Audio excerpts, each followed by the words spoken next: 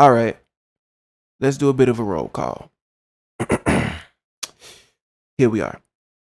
Seth MacFarlane, Renata Shepard, Carl Jones, Stephen Wardell Curry. Welcome to hell. Now, I usually try to keep things as positive as possible on this channel.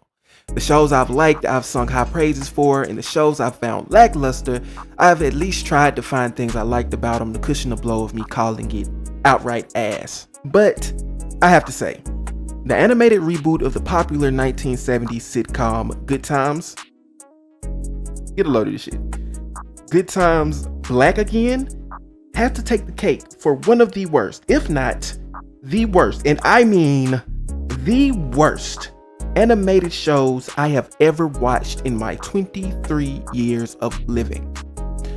And look, I came up off of Planet Sheen and Fanboy and Chum Chum and shit like that. It's on that level. It's that bad. Now, look, man, let's get the main thing out of the way first. This shit is a complete and utter minstrel show, and I hate that term so much.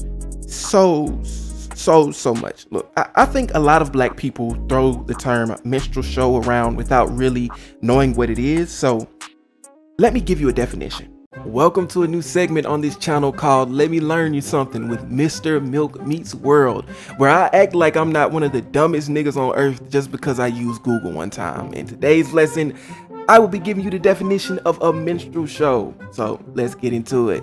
A minstrel show is a type of stage entertainment featuring songs, dances, and formulaic comic routines based on stereotyped depictions of African Americans and typically performed by white actors with blackened faces. It developed in the United States in the early to mid 19th century and was widely performed until the 20th century, but is now regarded as highly offensive.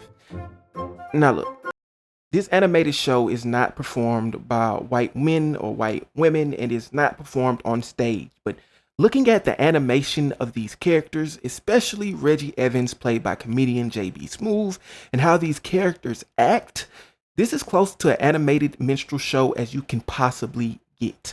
Dated comedy, literal cockroaches that are so prevalent in the first 4 to 5 episodes that I began to think that they were secondary or at least minor characters. A very outdated and, listen, take my word, it is a very outdated view of African American life, especially in the city of Chicago where the original show and this show takes place. A drug-dealing toddler who, in the first 10 minutes of episode 1, is confronted by rappers Lil Baby, Da Baby, and Baby, formerly known as Birdman. In the first 10 minutes of the show, period, the first 10 minutes of episode 1, we haven't even really met the characters yet. The four would get into a shootout over disputes about drugs.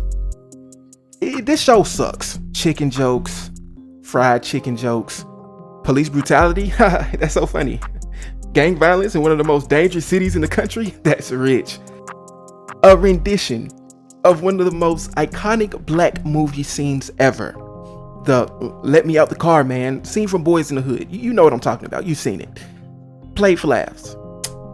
This show is ridiculous, and if I could name one of these episodes, because in reality they all suck, but if I had to name one of these episodes as my favorite, I would name the 4th episode, They Come Before Elon, where they honestly do nothing but just make fun of Elon Musk, Bill Gates, and Jeff Bezos for 25 minutes. And honestly, that's the worst part about this show. I mean, a lot of this shit just seems to be happening. Like, imagine the worst season of Family Guy, but make it racist as fuck. I mean, even more racist than it usually is, and make it so bad that you wouldn't even want to put it under a TikTok gameplay video. The central storyline of the system attempting to gentrify the apartment complex that the Evans live in is really uninteresting. Like, I get it. I promise you I do. Gentrification is bad. Fuck the government for letting it happen, but we see this so many times. Or even if we haven't seen it that much, we've seen it happen so much in real life that, oh my God, they're trying to turn our apartment complex into a walking coffee shop. Jokes are f***ing ass. They're f***ing ass. The reason that everything pretty much falls apart near the end of season 1 is that Beverly couldn't just look up for 1 second to see what her children were doing, which is a really bad plot point, man. It's really bad.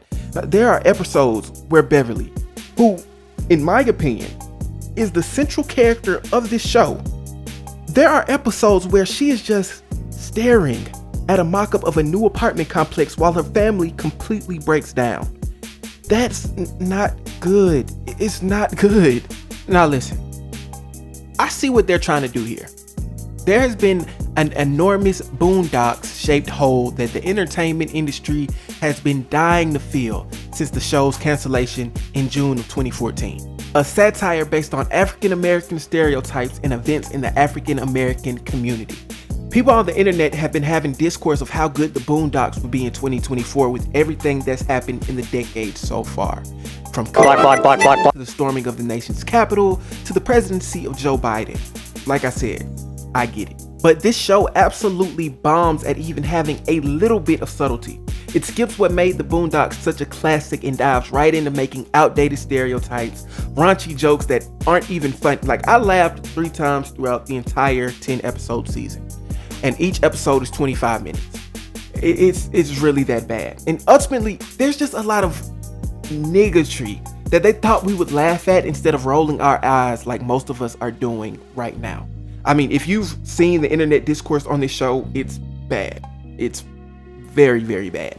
Even former actors of the original show are shitting on it, but that's what happens when you attach a monstrosity like this show to one of the most iconic and beloved black sitcoms ever.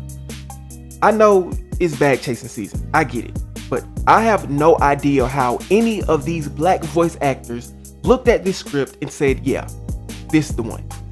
Netflix, it's time to go back to the drawing board. Steph Curry, Seth MacFarlane, everyone who wrote this shit, you should be ashamed. This show was a gigantic middle finger to the original show, which had its flaws, but it wasn't this. Thanks for watching. My name is Michael Clark. I am Milk. See you next time. Peace.